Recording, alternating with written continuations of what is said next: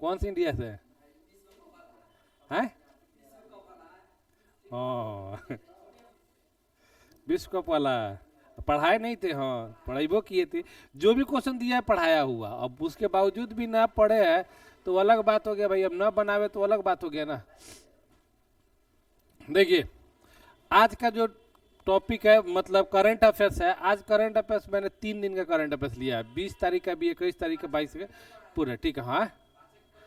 हाँ ठीक है, तो आज आपको 20 से लेकर 23 तक का करंट अफेयर्स मिल जाएगा आप लोगों को, तो आराम से आप लोग देखिए बढ़िया से, और इसमें करंट अफेयर्स अच्छे अच्छे हैं, बढ़िया है, ठीक है।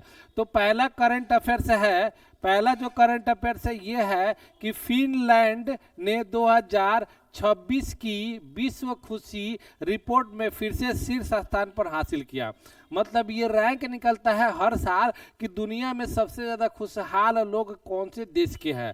तो दुनिया में सबसे ज़्यादा खुशहाल लोगों का रैंकिंग जो आता है इस साल आया है 2026 में। तो 2026 में सबसे ज़्यादा खुशहाल रैंक किस कौन सा देश है? फिनलैंड है, और ये लगातार 10 वर्ष से मतलब क्या है, ये फिनलैंड है खुशहाल देश में। तो ध्यान रखिएगा, यहाँ पे आप लोग देख लीजिए 1 नंबर में कौन है? फिनलैंड है जिसको 7.76 पॉइंट मिला है। फिर उसके बाद आइसलैंड है, फिर 7.54, फिर डेनमार्क है, फिर कोस्टा रिसा है, फिर स्वीडन है, नॉर्वे है, ये सब है। आपको ध्यान रखना है क्या कि 1 नंबर में फिनलैंड, और इंडिया का याद रखना है। इंडिया को कितना नंबर मिला है?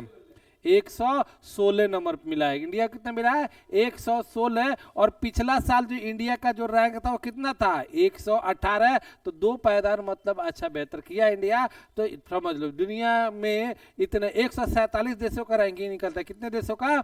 147 देशों के खुशहाली में देखा गया तो इंडिया कितने नंबर पे आता है? 116 पे आ रहा है। और भारत किसके बनने की किस कगार पे है? तो बोला जाता है कि भारत विश्व गुरु बनने की कगार पे है। खुशी में तो भाई हम लोग है 116वें स्थान पे विश्व गुरु बनेंगे, ठीक है। तो याद रखिएगा क्या कि विश्व हैप्पीनेस इंडेक्स में 1 नंबर पे कौन है? फिनलैंड, और भारत की रैंक क्या है? 116 है, ठीक है। याद रखिएगा, आप लोग को ये सब बातें ध्यान रखनी है।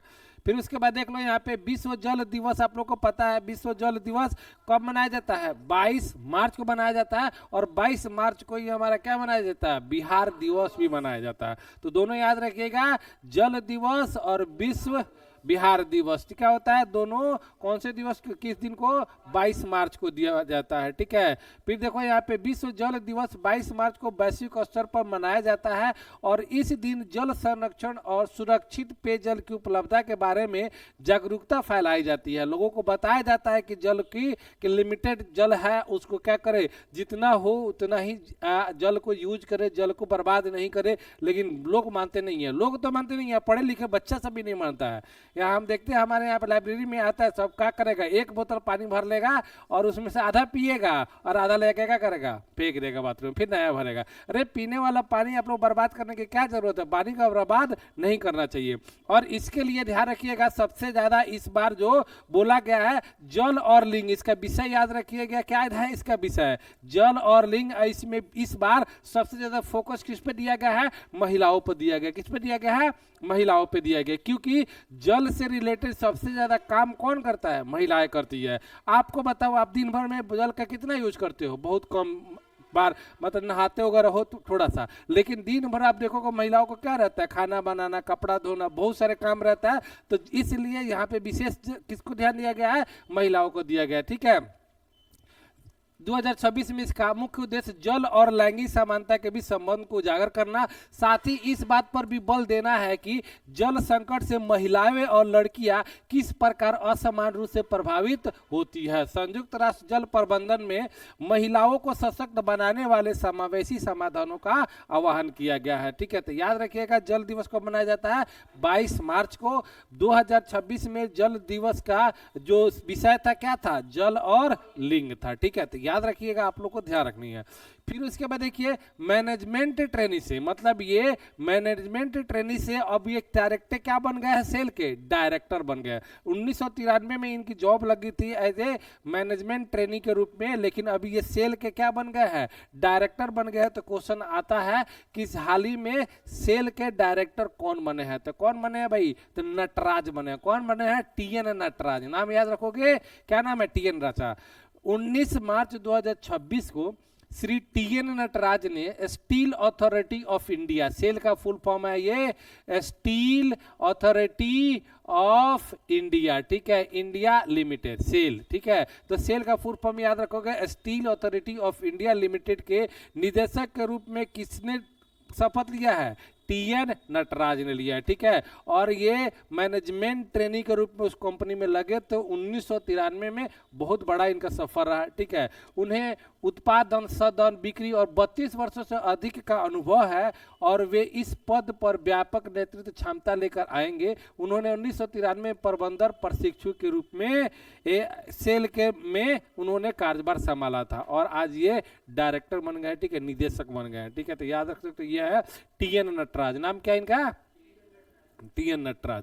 अब देखिए ऋतुपर्णा सेन गुप्ता, ऋतुपर्णा सेन गुप्ता ये है भाई, ऋतुपर्णा सेन गुप्ता है और ये देखिए इनको मिला है, अवार्ड मिला है। तो ऋतुपर्णा सेन गुप्ता को ब्रिटेन के हाउस ऑफ कॉमन में 2026 में इस सशक्तिकरण पुरस्कार से सम्मानित किया गया है। इन्हें किस चीज, कौन सा पुरस्कार मिला है?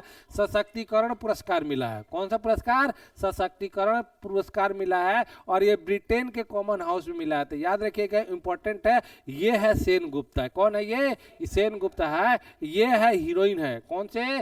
तो बंगाल की हीरोइन है, ठीक है, बंगाल की है, ठीक है। बहुत ज्यादा इनके ऊपर कंट्रोवर्सी भी रहा, ठीक है। तो याद रखिएगा, बंगाल की हीरोइन है और इनको मिला है सशक्तिकरण पुरस्कार। कहाँ पे मिला है? ब्रिटेन के कॉमन हाउस में मिला है, ठीक है। तो याद रखिएगा, देख लीजिए, ये सेन गुप्ता है। ये भारतीय अभिनेत्री ऋतुपर्णा सेन गुप्ता को महिला सशक्तिकरण पुरस्कार से सम्मानित किया गया है।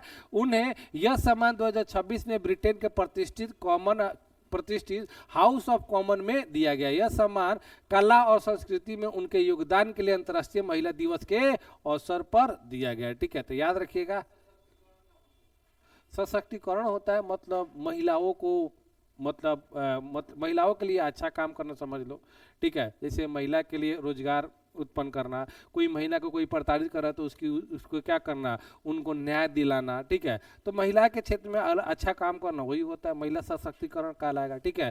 तो भारत और वियतनाम जनजातीय कल्याण और समावेशी विकास पर एक साथ काम करेंगे। तो क्वेश्चन आप लोग को अगर याद रखना है तो यहाँ से सिर्फ इतना ही याद रखो, बाकी चीजें याद रखने का जरूरत नहीं है। कि भारत और वियतनाम जनजातीय कल्याण और समावेशी विकास पर एक साथ काम करेंगे। तो क्वेश्चन आएगा, हाल ही में भारत ने किस देश के साथ जनजातीय कल्याण और समावेशी विकास एक साथ काम करने के लिए एमओयू साइन किया है? तो किसके साथ? वियतनाम के साथ, ठीक है। तो इतना याद रखोगे, बाकी चीजें अब देख लो। भारत और वियतनाम ने जनजातीय और जातीय विकास में सहयोग को मजबूत किया है। यह कदम 20 मार्च 2026 को नई दिल्ली में आयोजित उच्च स्तरीय मंत्री स्तरीय बैठक के बाद उठाया गया। बैठक का उद्देश्य व्यापक रणनीति साझेदारी के तहत साझेदारी को गहरा करना और समावेशी विकास में भागीदारी का विस्तार करना, ठीक है। तो बस ज्यादा चीजें यहाँ पे यही याद रखो कि भारत ने किसके साथ साझेदारी किया है? वियतनाम के साथ, ठीक है। तो जनजातीय विकास सहयोग के लिए दोनों देशों ने जनजातीय और जातीय विकास में सहयोग बढ़ाने के लिए प्राथमिकता वाले क्षेत्रों को पहचान दी, मतलब इस फील्ड में ये लोग काम करेंगे। आजीविका संवर्धन और कौशल विकास, मतलब जो भी जनजातीय है उनको आजीविका प्रोवाइड किया जाए, उनको कौशल बनाया जाए, ठीक है, ट्रेनिंग देके प्रोवाइड देके, टिकाऊ कृषि पद्धति उनको बताया जाए, सिखाया जाए, उनको करवाया जाए। वन आधारित उत्पादों में मूल्यवर्धन किया जाए, जो भी वन से आधारित जो उत्पादन है उसको कॉस्टली किया जाए, जो ज्यादा उनको क्या मिल सकेगा? पैसा मिल सकेगा, ठीक है। अनुसंधान और संस्था का साझेदारी किया जाए, ठीक है। संस्कृति संरक्षण और सामुदायिक विकास हो। अब देखिए यहाँ पे एक चीज और आ गया, यहाँ पे फीफा। आपको पता है फीफा वर्ल्ड कप जो होने वाला 2026 कहाँ पे होने वाला है? 3 देश में होने वाला है और मैक्सिको, ठीक है। तो 3 जगह होने वाला है, जिसमें एक होता है, क्या होता है? वड़ा होता है। वड़ा जिसको बोला जाता है, वड़ा का फुल फॉर्म ये देखिएगा, world anti doping agency. World anti doping agency का मतलब ये होता है कि किसी खिलाड़ी को, किसी लोगों को अगर खेल से इनको बैन करना है ना, तो यही लोग क्या करते हैं? बैन करते हैं, ठीक है। मतलब कोई खिलाड़ी है, अच्छा काम नहीं किया, चाहे जो भी उससे बुरा लग गया, तो क्या करेगा यहाँ पे फीफा वाले? उसको क्या करेंगे? बैन कर देंगे। तो इन्होंने बैन किया था, देख लीजिए अभी ये डोनाल्ड ट्रंप हर जगह चर्चा में ही है। विश्व डोपिंग रोधी एजेंसी ने एक प्रस्तावित नियम पर अपना निर्णय स्थगित कर दिया, जिसके तहत सरकारी अधिकारियों पर प्रतिबंधित लगाया जा सकता है। इनमें डोनाल्ड ट्रंप जैसे लोग और प्रमुख खेल आयोजनों में भाग लेने वाले लोग को शामिल थे। मतलब इनका प्रतिबंधित किया गया था डोनाल्ड ट्रंप जैसे बड़े बड़े अधिकारी को, लेकिन इसने क्या कर दिया है, वाडा ने ये कार्यकाल बढ़ा दिया है, बोला है कि जब तक मतलब फीफा वर्ल्ड कप होता है ना, जून जुलाई में होने वाला है, तब तक के लिए इनको भाई प्रतिबंधित नहीं किया जाता, उसके बाद इनको क्या किया जाएगा, प्रतिबंधित किया जाएगा। तो यही कहानी है, बाकी कुछ का देख लो यहाँ पे। संजय को यहाँ पे कहा हो रहा है, अमेरिका में मैक्सिको और कनाडा द्वारा संयुक्त रूप से आयोजित 2026 फीफा विश्व कप के बाद लिया जाएगा, वहां तक इनको छूट दिया गया। तमिलनाडु ने भारत के वस्त्र निर्यात की दौड़ में गुजरात को पीछे छोड़ दिया।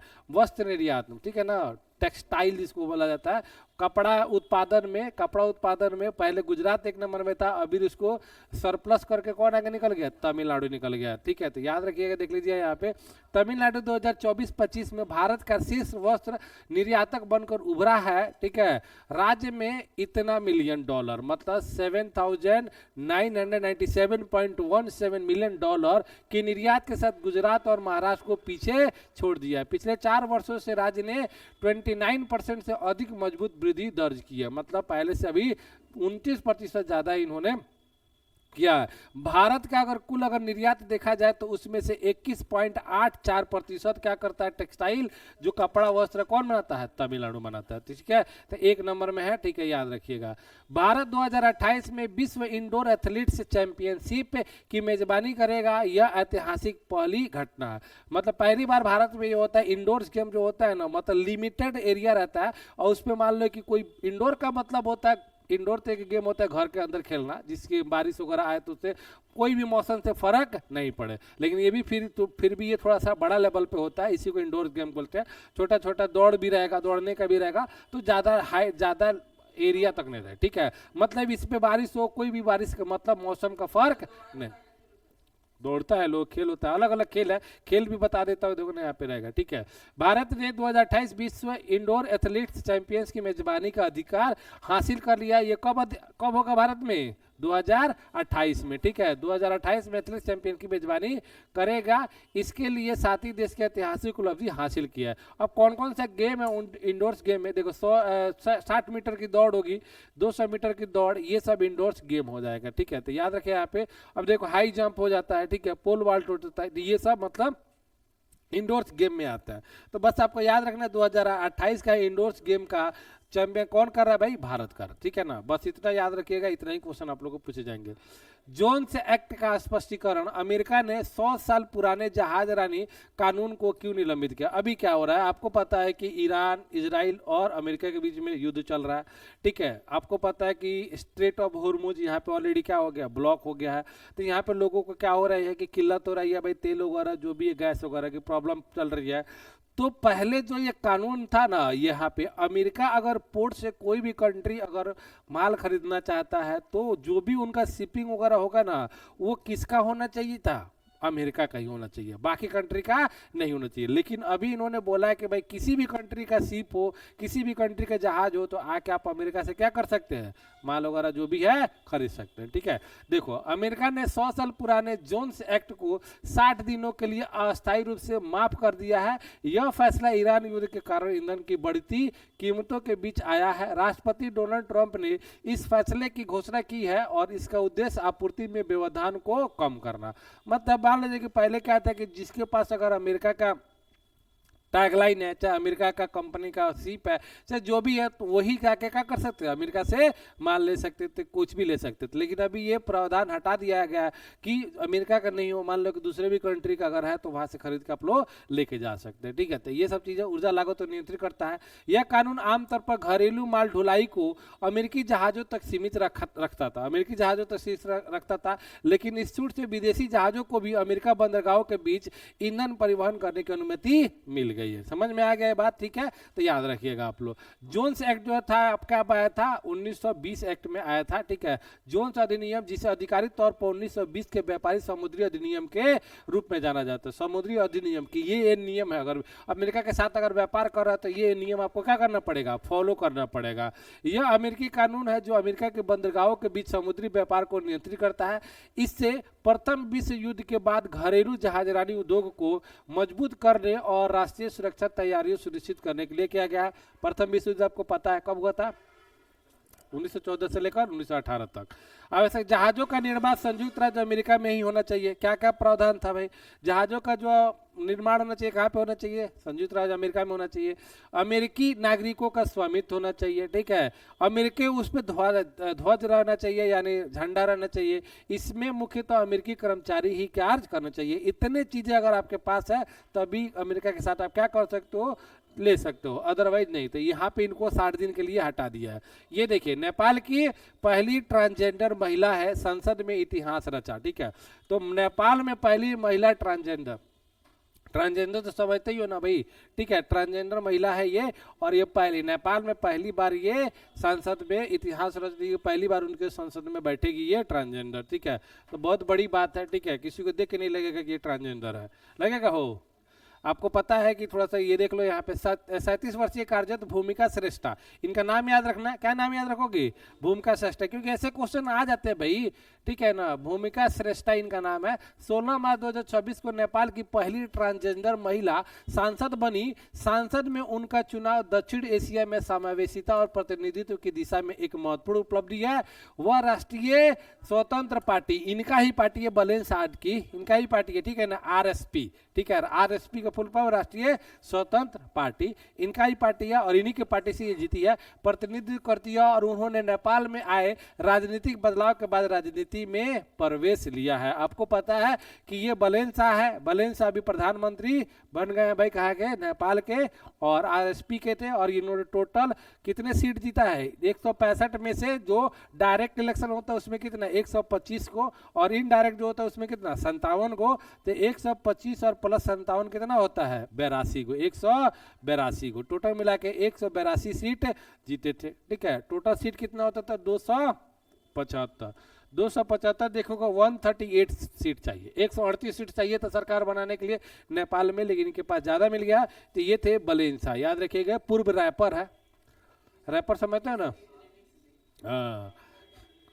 अब देखिए, एक राष्ट्र एक चुनाव जेपीसी को महत्वपूर्ण विधेयक की समीक्षा के लिए अधिक समय मिला। देखो, आप लोगों को पता है कि भारत में एक बिल लाया गया था जिस पे बोला गया था कि भारत में क्या हो, एक इलेक्शन हो और एक राष्ट्र और एक चुनाव हो, मतलब 1 नेशन और 1 इलेक्शन। मतलब इसका मतलब है कि आपका एक ही इलेक्शन होगा। अब क्या होता है कि देखते हो हर साल कोनो ना कोनो क्या रहता है, इलेक्शन रहता है। कबो तो विधानसभा का इलेक्शन होता है, कबो लोकसभा का इलेक्शन होता है कि नहीं होता है। तो इनका कहने का बात है कि भाई राज्य कार केंद्र का एक बार इलेक्शन हो जाए। तो ये बिल लाया गया था, तो इसके ऊपर समीक्षा चल रही है कि ये क्या किया जाए, इसको बिल को पारित किया जाए, कानून बने कि ना बने। तो होगा क्या, जो मुख्यमंत्री का चुनाव और प्रधानमंत्री का चुनाव दोनों क्या होगा, एक बार होगा। तो उसी की समीक्षा चल रही है। और इसके जो जेपीसी जो है ना, ये जेपीसी को महत्वपूर्ण ये क्या मिला है, समीक्षा मिला है, मतलब इनको टाइम भी मिल गया है कि और ज्यादा आप समीक्षा करो। लोकसभा ने संयुक्त संसदीय समिति जेपीसी का कार्यकाल बढ़ा दिया गया। यह संयुक्त समिति मानसून सत्र 2026 के अंतिम सप्ताह के पहले दिन तक एक राष्ट्र एक चुनाव प्रस्ताव की समीक्षा कर रही है। मतलब भाई और टाइम लो, आप बढ़िया से इसको करो कि मान लो समीक्षा। ऐसा तो नहीं है कोई भी बिल आता है तो उसके ऊपर बहस होती है, उसकी समीक्षा होती है, तब जाकर कानून बनता है। किसी में किसी को दिक्कत तो नहीं है, तब जाकर होता है, ठीक है। तो याद रखिएगा आप लोग को ये सब चीजें, ठीक है। यह प्रस्ताव समिति का अध्यक्ष पीपी चौधरी, नाम याद रखिएगा, ये पीपी चौधरी नाम याद रखोगे। क्या नाम है ये? पीपी चौधरी। सीधा क्वेश्चन पूछ देगा, एक राष्ट्र एक चुनाव का जो अध्यक्ष कौन है? पीपी चौधरी। समिति का अध्यक्ष कौन है? पीपी चौधरी। और ये समझ लियो कि क्या बात है, यह समिति संविधान 129वां संविधान संशोधन विधेयक 2024 सहित कई महत्वपूर्ण, समझ लो कि 129 से ज्यादा हमारे यहाँ पे क्या हो गया, संविधान संशोधन हो चुका है, ठीक है। याद रखो। अब बताइए सबसे पहली बात, अगर मान लीजिए कि राष्ट्र में एक चुनाव, एक देश एक चुनाव, सही है कि गलत है? सही है, रुपया भी कम लगेगा, खर्चा भी कम लगेगा, लेकिन उससे नुकसान क्या है? देखो, हर चीज के दो पहलू होते हैं। जो क्षेत्रीय पार्टी है ना, उनको क्या हो जाएगा, लॉस। जो छोटे छोटे पार्टी है ना, वो कभी भी उभर के नहीं आएंगे।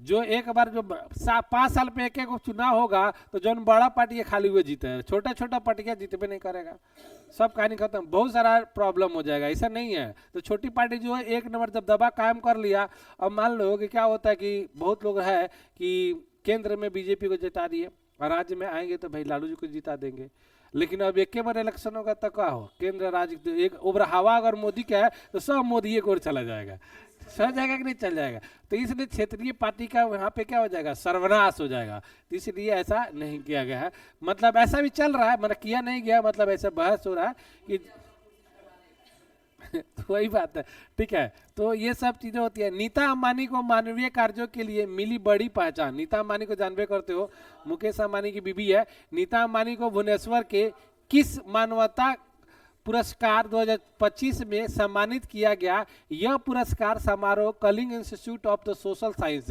कौन से इंस्टीट्यूट में, Kalinga institute of science.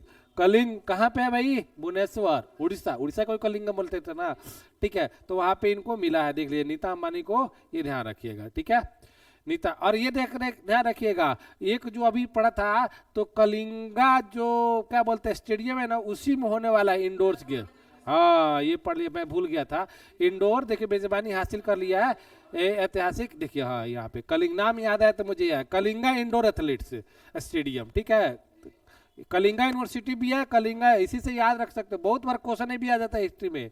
Kalinga पुराने जो कलिंगा नाम था, अभी के टाइम में कौन सा राज्य हो गया, तो उड़ीसा हो गया, ठीक है। तो देख लो यहाँ पे नाम पड़ता, भुवनेश्वर के स्थित कलिंगा इंडोर एथलेटिक्स स्टेडियम में आयोजित किया जाएगा, ठीक है। तो क्वेश्चन ये भी पूछ देगा कि इंडोर एथलेटिक्स चैंपियनशिप 2028 भारत के किस राज्य में होगा, उड़ीसा में होगा। कौन से स्टेडियम में होगा, तो कलिंगा इंडोर एथलेटिक्स में, ठीक है। हम कलिंगा वहां पे पढ़े तो याद आया, ठीक है, याद रखिएगा। और यहाँ पे नीता अंबानी को भी कलिंगा यूनिवर्सिटी के थ्रू इनको मानवता के लिए बेस्ट मिला है, ठीक है, मिली बड़ी। देखिए नीता अंबानी को भुवनेश्वर के किस मानवता पुरस्कार 2025 से सम्मानित किया गया। यह पुरस्कार समारोह Kalinga institute of social science के परिसर में आयोजित किया गया। यह सामान्य शिक्षा, स्वास्थ्य सेवा, महिला सशक्तिकरण, ग्रामीण विकास और खेल के क्षेत्र में नीता अंबानी के व्यापक योगदान को मान्यता देता है, ठीक है। तो याद रखिएगा आप लोगों को इतना।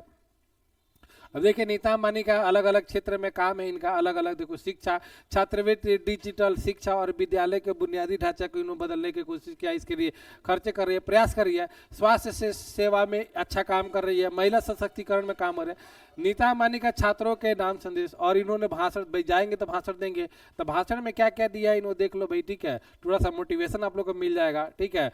पुरस्कार समारोह के दौरान नीता अंबानी ने किस में छात्रों, ठीक है, कलिंगा इंस्टीट्यूट, ठीक है, में छात्रों को संबोधित किया। उन्होंने उन्हें दृढ़ संकल्प के साथ अपने सपनों को साकार करने के लिए प्रोत्साहित किया, दृढ़ संकल्प बने। उन्होंने इस बार बात पर भी जोर दिया कि सफलता के लिए कड़ी मेहनत, समर्पण पर दृढ़ता आवश्यक है। उनके संदेश में आत्म क्षमता पर विश्वास करने और महत्वाकांक्षी लक्ष्य निर्धारित करने पर जोर दिया गया, ठीक है। तो वही है जो सब कोई बोलता है वो भी वही बोलेंगे, दूसरा थोड़ी ना बोलेंगे कुछ, ठीक है। ये देखिए नॉर्थ कोरिया में इलेक्शन हुआ है और इनको वोट मिला है 99.97% वोट मिला है, ठीक है। अकेले बेचारा लड़वे करता है, कोई इसके खिलाफ लड़वे नहीं करता है, तो क्या होगा, इसको ही वोट मिलेगा ना यहाँ पे। उत्तर कोरिया के 2026 में चुनाव के अंदरूनी हालात, किम जोंग उन का फिर से दबदबा, ठीक है। उत्तर कोरिया में 2026 के चुनाव में किम जोंग उन ने भारी मत से 99.93% वोट हासिल किया, इतना वोट अरे कोई नहीं दिया होगा, वोटे नहीं दिया होगा। ये आंकड़े सरकारी मीडिया के रिपोर्ट के अनुसार चुनाव 15 मार्च 2026 को हुए थे और इनमें असाधारण रूप से 99.99% मतदान हुआ। इस परिणाम में सत्तारूढ़ वर्कर्स पार्टी के नाम इनका है, क्या है, सत्तारूढ़ वर्कर्स पार्टी, और इनको इतना वोट मिला। वो सब कुछ पोस्टन नहीं है कि इलेक्शन क्या नाम को हो जाता है, इसे दिया था तो मैंने डाल दिया। फ्लोटिंग लीडर बोया सिस्टम, फ्लोटिंग लीडर बोया सिस्टम देख लो, ये है, ठीक है। और ये क्या करता है ना, ये समुद्र में ये दिखाता है कि समुद्र में जो टेम्परेचर कितना है, हवा कौन से दिशा में कितना क्या बोलते हैं कोई कितना स्पीड से बह रहा है, ये सब बताता है, जिससे लोगों को क्या किया जाए, सुरक्षा वगैरह किया जाए। ज़्यादा मान लो कि तूफान वगैरह आने वाला है तो बोल दिया जाएगा कि भाई निकलो यहाँ से। भारत ने फ्लोटिंग लिडार बॉय सिस्टम के सफल परीक्षण के साथ समुद्री प्रौद्योगिकी के क्षेत्र में एक महत्वपूर्ण कदम उठाया है। यह उन्नत प्रणाली समुद्र पर हवा की स्थिति को उच्च सटीकता के साथ मापने के लिए डिजाइन की गई है। यह मौसम पूर्वानुमान, चक्रवात भविष्यवाणी के लिए ये किया गया है। तो देख लीजिएगा ये आपका है ये तो फ्लोटिंग लिडार बोया सिस्टम, क्या नाम है इसका, फ्लोटिंग लिडार बोया सिस्टम। ठीक है, देख लो यहाँ पे। फिर इसके बाद गुड़ी पड़वा देख लो, ये गुड़ी पड़वा महाराष्ट्र में मनाया जाता है, मुंबई साइड में मनाया जाता है, और ये हिंदू रिलीजन का ये पहला दिन कहलाता है। जैसे हम लोग है ना, देख लो यहाँ पे गुड़ी पड़वा 2026 तिथि, इतिहास, महत्व और अनुष्ठान की, मतलब ये हिंदू कैलेंडर के हिसाब से ये नया साल यहाँ से स्टार्ट होता है। ठीक है, गुड़ी पड़वा 2026 19 मार्च 2026 को मनाया जाएगा।